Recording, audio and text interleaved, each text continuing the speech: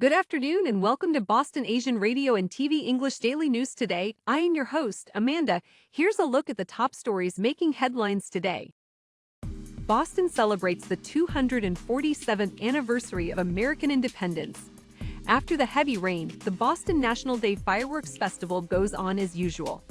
MBTA resumes Orange Line service after flooding. Man charged with accessory to murder for fatal New Bedford shooting. Separate truck crashes on I-93 in Boston lead to major traffic delays. Boston celebrates the 247th anniversary of American independence. Hundreds of locals and out-of-towners gathered near the Old State House Tuesday morning for a July 4 reading of the Declaration of Independence and a parade that wove through downtown, highlighting Boston's revolutionary role. The reading followed a flag-raising ceremony at City Hall Plaza and a parade that marched to the Granary Burying Ground and the Old State House before concluding at Faneuil Hall.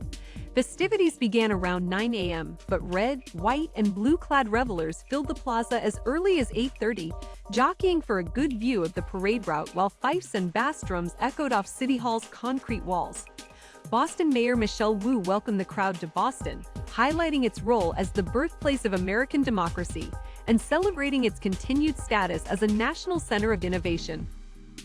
After the heavy rain, the Boston National Day Fireworks Festival goes on as usual. Hundreds of thousands of people descended on the esplanade for the beloved tradition, despite the steady rainfall earlier in the afternoon that caused the temporary closure of security checkpoints for several hours and prompted a recommendation for those who had set up to voluntarily evacuate until the weather cleared. Less than 3 hours later, the all-clear was given for everyone to come back in, and the show went off without a hitch.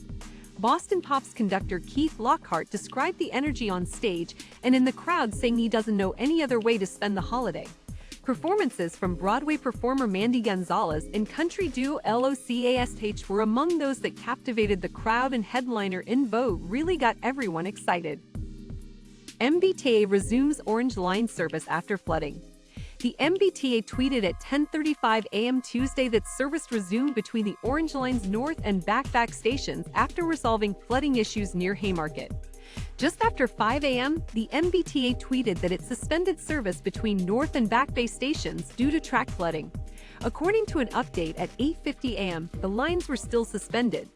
Officials urged riders to use the Green Line for service between North Station and Copley. Trains will run on a Saturday schedule until 3 p.m., then a weekday schedule for the remainder of the day, according to the MBTA. Fares will be free after 9:30 p.m. Man charged with accessory to murder for fatal New Bedford shooting. Authorities have charged a 24-year-old man with accessory to murder in connection with a fatal shooting that took place Monday in New Bedford, the Bristol County District Attorney's Office said. State and local police are actively searching for the person responsible for murdering 20-year-old Lorenzo Gomes, the DA's office said in a press release. State police arrested New Bedford resident Sterling Robinson in Fall River Monday evening after the DA's office issued a warrant for his arrest earlier in the day. Authorities charged him with accessory to murder after the fact in connection with Gomes' death. Police searched the area and found him in his vehicle on Belleville Avenue. They then took him to a hospital where he was pronounced dead. Robinson is being held in jail until his arraignment, which is scheduled to take place Wednesday morning in New Bedford District Court. Separate truck crashes on I-93 in Boston lead to major traffic delays. Two separate crashes involving tractor-trailers led to traffic delays in Boston on Tuesday morning. Police responded to a jackknifed market basket truck on Route 93 southbound between Mass Avenue and Columbia Road. Shortly before 7 a.m., no one was hurt in the crash. Meanwhile, authorities also responded to another crash involving an Amazon tractor-trailer that occurred Route 93 southbound near Savin Hill.